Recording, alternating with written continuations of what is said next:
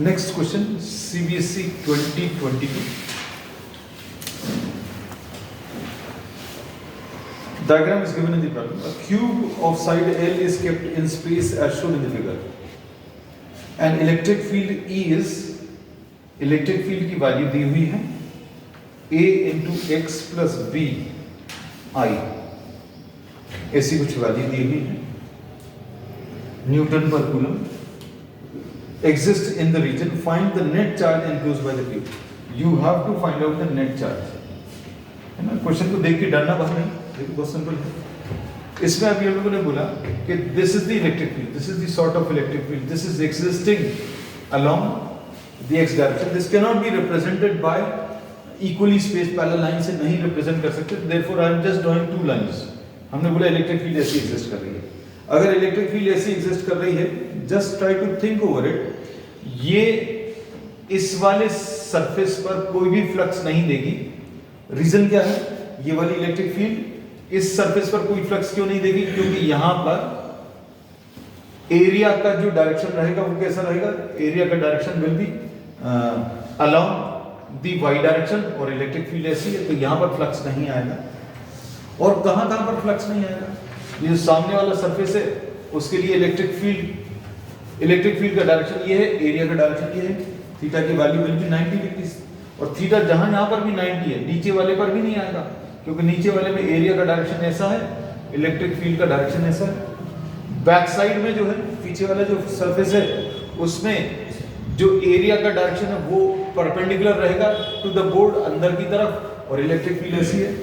So we say that calculations are to be done only for the left surface and the right surface. बाकी सभी के लिए for the remaining parts we say that theta will be equal to 90 and flux will be equal to 0. तो सिर्फ left surface पर और right surface पर calculations करने हैं. अब लेफ्ट वाले सरफेस पर अच्छे से देखना, लेफ्ट वाले सरफेस पर एरिया का डायरेक्शन, लेफ्ट वाले सरफेस पर एरिया का डायरेक्शन कैसा आएगा? Towards the left side. अगर आप कोई बॉक्स को इमेजिन करें या क्यूब को इमेजिन करें तो इसका जो लेफ्ट वाला फेस है उसमें एरिया का direction will be towards the left side. Electric field कहां की तरफ है? कहने लगे राइट की साइड.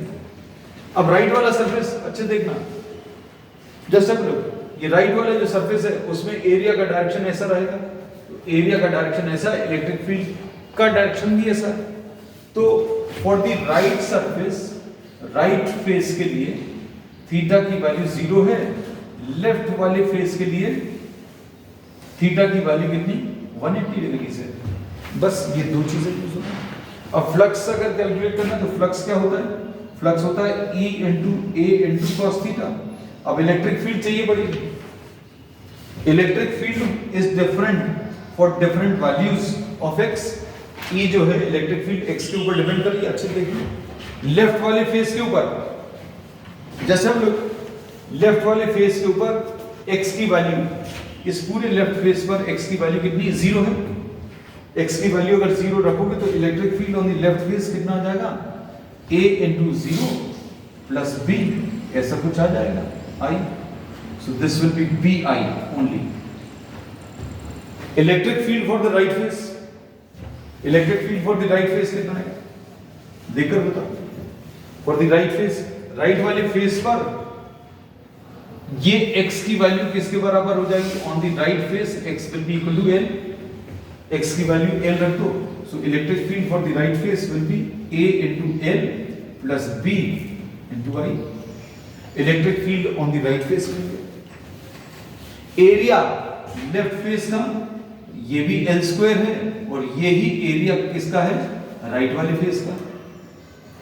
तो फ्लक्स अगर हमें कैलकुलेट करना, ध्यान से देखना, flux will be equal to flux for the left face plus flux for the right face.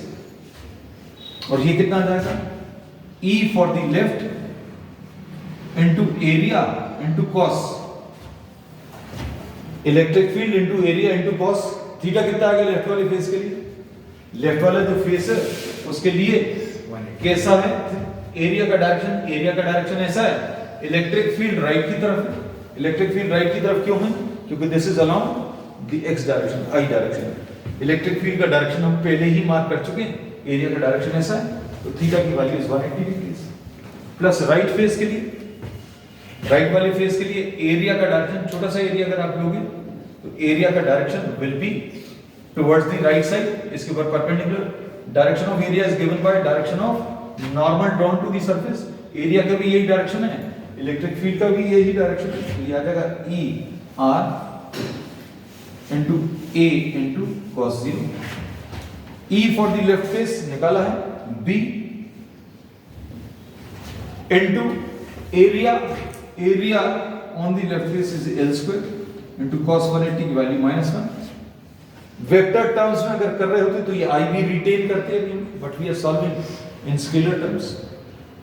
फिर उसके बाद